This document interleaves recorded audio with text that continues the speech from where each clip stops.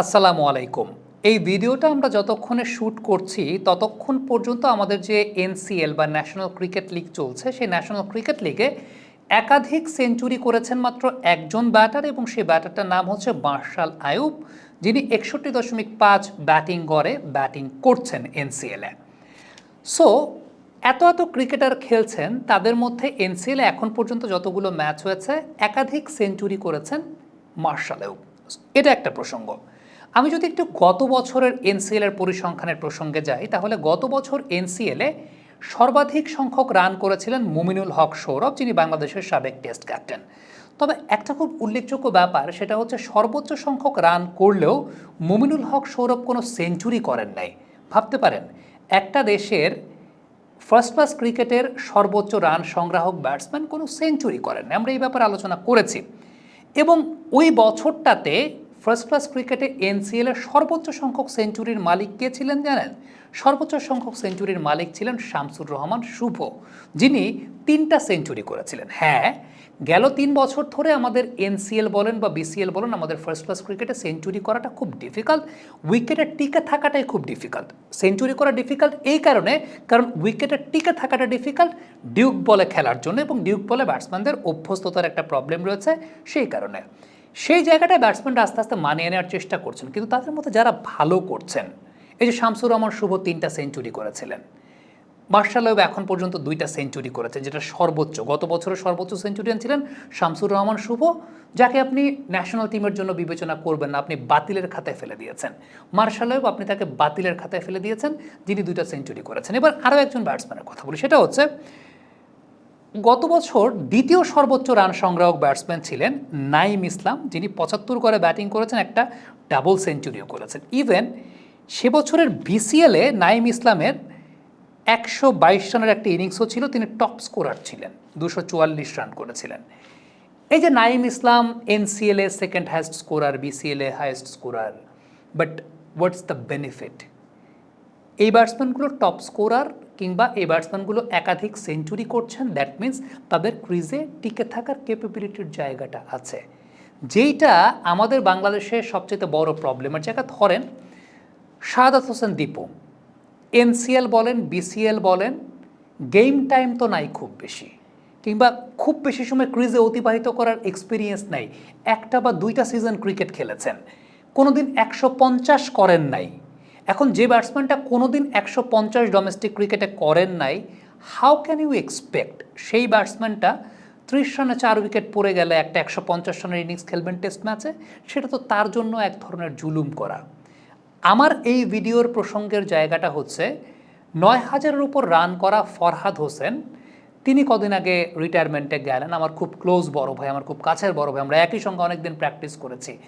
আমার একটা খুব খারাপ সময়ের রিকভারি পিরিয়ডে ফরহাদ ভাই আমাকে ডিসিপ্লিনের অনেক শিক্ষা দিয়েছেন, এবং বেশ ভালো মতো কীভাবে ক্রিকেট ডিসিপ্লিন মেনটেন করতে হয় সেই জায়গাগুলো তিনি আমাকে শিখিয়েছেন।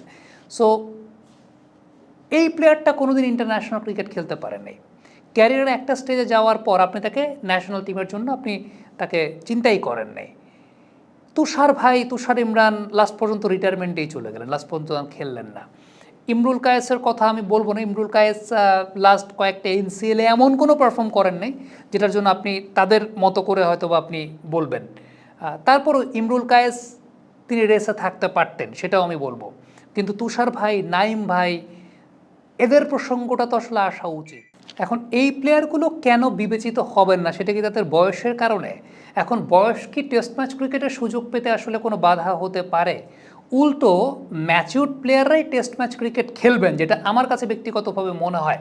আমার খুব ভালো লেগেছে, হান্নান সরকার খুব রিসেন্টলি একটা ইন্টারভিউতে বলেছেন, যেটা এর আগে আমরা দেখতে পাইনি বা এর আগে আমরা শুনতে পাইনি, যে প্লেয়ারদের ক্ষেত্রে বয়স কোনো বাধা হওয়া উচিত না, এবং কোনো প্লেয়ার যদি পারফর্ম করে তাহলে তার সুযোগটা এইভাবে আসা উচিত।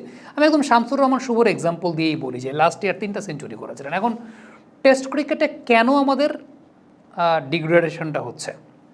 এর পেছনে কারণটা হচ্ছে এমন প্লেয়ারদেরকে আমরা ন্যাশনাল টিমের সার্কিটে নিয়ে আসছি যাদের ডোমেস্টিক ক্রিকেটে আসলে খুব বেশি গেম টাইমই নাই, খুব বেশি ক্রিজ টাইমই নাই। সো তারা কীভাবে জানবে যে কিভাবে আপনাকে সার্ভাইভ করতে হবে? আবার আরেকটা বিষয় আছে, যেটা হচ্ছে পার্টিকুলার কন্ডিশন বেস প্লেয়ার নেয়া। যেমন যেহেতু ওয়েস্ট ইন্ডিজে খেলা হবে, সেখানে তো ডিউক বলে যে সমস্ত প্লেয়াররা ভালো পারফর্ম করেছেন তাদের একটা প্রেফারেন্সের জায়গাটা অবশ্যই থাকতে হবে বা থাকা উচিত, কিংবা থাকাটাই বাঞ্ছনীয়। আমরা পাওয়ার জেনারেশন,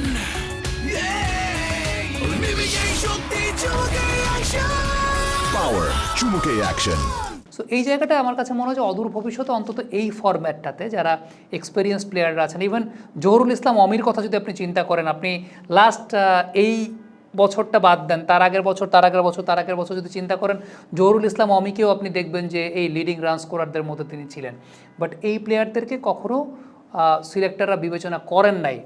আমার কাছে তো মনে হয় যে বর্তমান সিলেকশন প্যানেলে আছেন এবং এর আগের সিলেকশন প্যানেলেও লাস্টের দিকে ছিলেন।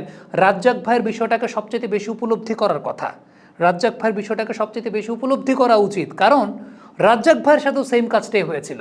রাজ্জাক ভাই ফর্মে থাকা অবস্থায় এনসিএলে রেগুলার ভালো বোলিং করতেন, শুধুমাত্র ওই বয়সের কথা বিবেচনা করে রাজ্জাক ভাইকে ন্যাশনাল টিমে সুযোগ দেওয়া হয় নাই।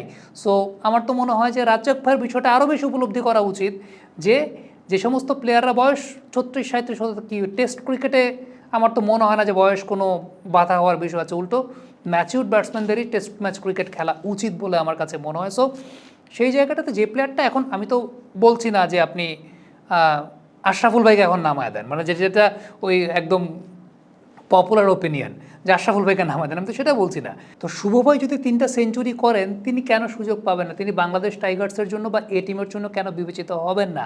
মার্শাল ভাই 2টা সেঞ্চুরি করেছেন, এই বছর যদি আরেকটা সেঞ্চুরি করেন, কেন তিনি ওই সার্কিটটার জন্য বিবেচিত হবেন না, এ টিমের জন্য বিবেচিত হবেন না, বা বাংলাদেশ টাইগার্সের জন্য বিবেচিত হবেন না? সো এই জায়গাগুলো আমার কাছে মনে হয় যে মানসিকতার উন্নয়নটা খুব গুরুত্বপূর্ণ, এবং টেস্ট ক্রিকেটে সুযোগ পাওয়ার ক্ষেত্রে বয়স কোনো বাধা থাকা উচিত না, হওয়াটাও উচিত না, এটা আমার কাছে ব্যক্তিগতভাবে মনে হয়।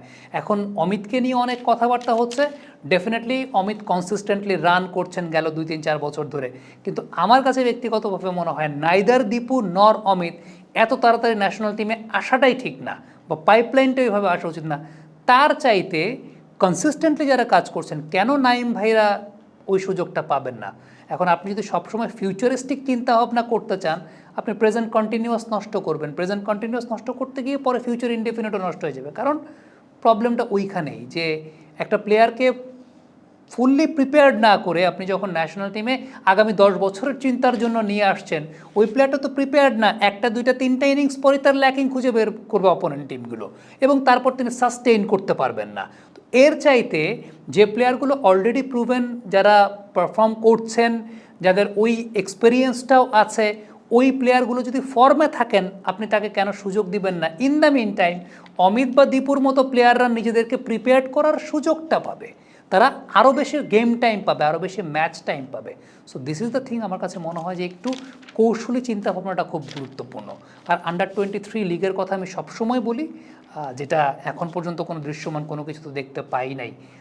এখন তো নান্নু ভাই, পাপন ভাইরা নাই, এখন তো ওই এক্সপেকটেশনটা আমরা করতে পারি যে অনেক কিছু চেঞ্জ হবে। শ্রদ্ধেয় নাজমুল আবেদিন, ফাহিম স্যাররা আছেন, কিন্তু এখন পর্যন্ত আনফর্চুনেটলি গেল 3 মাসে আনফর্চুনেটলি দৃশ্যমান কোনো কিছু দেখতে পাই নাই। আশায় আছি, প্রত্যাশায় আছি দৃশ্যমান কিছু একটা দেখতে পাবো। Thank you.